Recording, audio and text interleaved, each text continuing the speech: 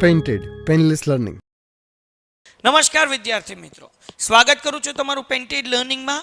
આ વિડીયોની અંદર બોર્ડની બ્લુપ્રિન્ટ 2024 પ્રમાણે બધા વિભાગના દાખલા ગણેલા છે અને બધાય દાખલા તમે જો મારી સાથે ગણશો તો તમને આખું અકાઉન્ટ રિવિઝન પણ થઈ જશે. તો બુક અને પેન લઈને બેઠો અને પહેલી વખત ચેનલમાં આવ્યા હોય તો ચેનલ સબસ્ક્રાઈબ કરો અને વિડીયો લાઈક કરો. તો ચાલો આપણે શરૂઆત કરીએ છીએ દાખલા ગણવાની.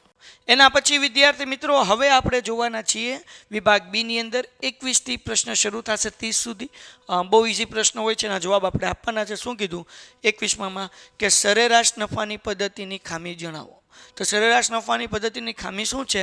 તો કે નફામાં વધતા કે ઘટતા વલણને ધ્યાનમાં લેવામાં આવતું નથી. નફો વધે કે ઘટે એના વલણને ધ્યાનમાં લેવામાં આવતું નથી. આ પહેલો પ્રોબ્લેમ છે. બીજું શું છે? ધંધામાં રોકાયેલ મૂડીને પણ ધ્યાનમાં લેવામાં આવતું નથી. આ એની બે પ્રોબ્લેમ છે, બે નુકસાન છે, બે ગેરફાયદા છે, બે ખામીઓ છે. બરાબર ને? નફામાં નફો વધે છે ઘટે છે એ ધ્યાનમાં નથી લેવામાં આવતું.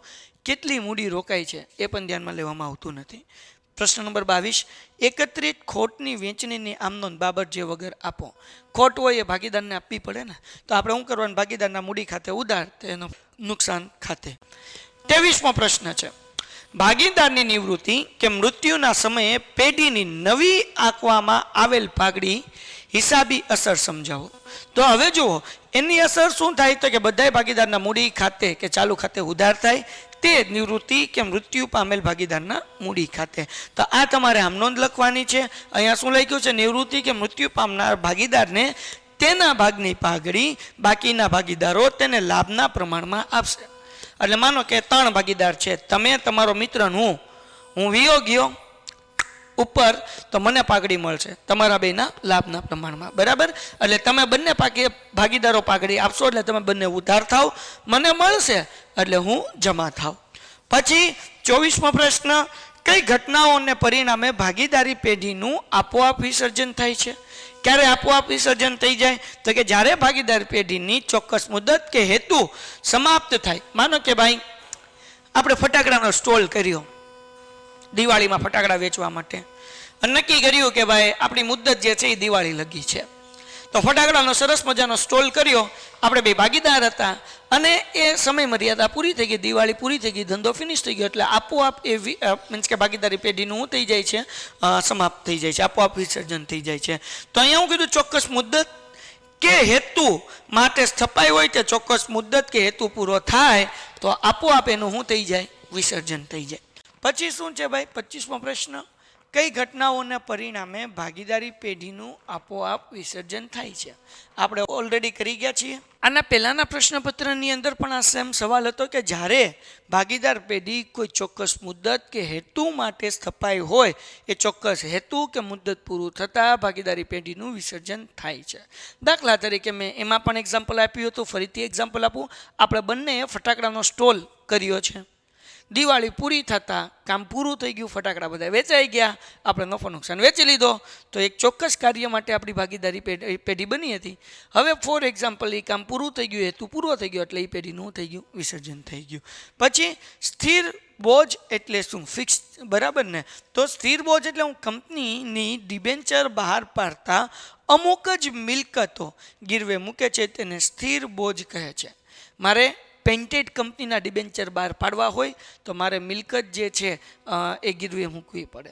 તો જે મેં મિલકત ગીરવે મૂકી છે એને શું કહેવાય ભાઈ? સ્થિર બોજ કહેવાય છે. એના પછીનો સવાલ 27મો કે વ્યાજ આવરણનો ગુણોત્તરનું સૂત્ર જણાવો. તો વ્યાજ આવરણનો ગુણોત્તર વ્યાજ અને વેરા પહેલાંનો નફો એના છેદમાં લાંબા ગાળાના દેવાનું વ્યાજ. પછી 28મો દાખલો, પ્રણાલીગત, અહીંયા પ્રણાલિકાગત હિસાબી ગુણોત્તરનું વર્ગીકરણ જણાવો. તો અહીંયા શું કીધું? પ્રણાલીગત હિસાબી ગુણોત્તરનું વર્ગીકરણ આ મુજબ છે: વેપાર ખાતા અને નફા નુકસાન ખાતાના ગુણોત્તરો, અને નંબર 2 પાકા સરવૈયાના ગુણોત્તરો તથા મિશ્ર ગુણોત્તરો. એના પછીનો શું છે 29મો પ્રશ્ન, તો કે ભાઈ આવક રોકડ પ્રવાહ કોને કહે છે? સિમ્પલ વસ્તુ છે કે જે વ્યવહારના કારણે રોકડ અથવા તો રોકડ સમકક્ષમાં વધારો થતો હોય.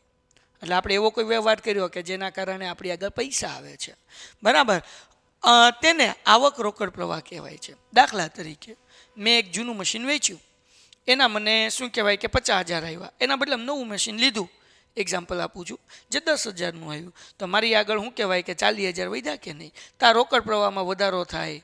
તો જે રોકડ પ્રવાહમાં વધારો થાય ને એને શું કહેવાય? આવક રોકડ પ્રવાહ. આગળ વ્યા જઈએ. કામગીરીમાંથી ઉદ્ભવતો રોકડ પ્રવાહ એટલે શું?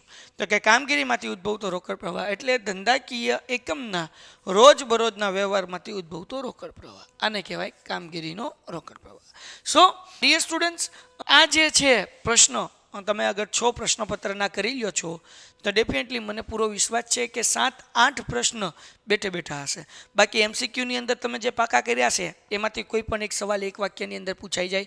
એટલે આપણી ટેક્સ્ટબુકની અંદર વિભાગ બીના જે પ્રશ્નો આપ્યા છે એ કરી નાખશો 2 પાર્ટના, એટલે તમને એની બહાર ક્યાંય નહીં પૂછાશે, એટલે ચિંતા કરવાની જરૂર નથી.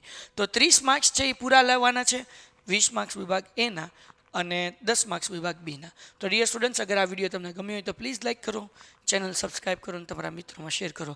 મળીએ છીએ નેક્સ્ટ વિડીયોમાં. ત્યાં સુધી ગુડ બાય એન્ડ ધન્યવાદ. Painted, Painless Learning.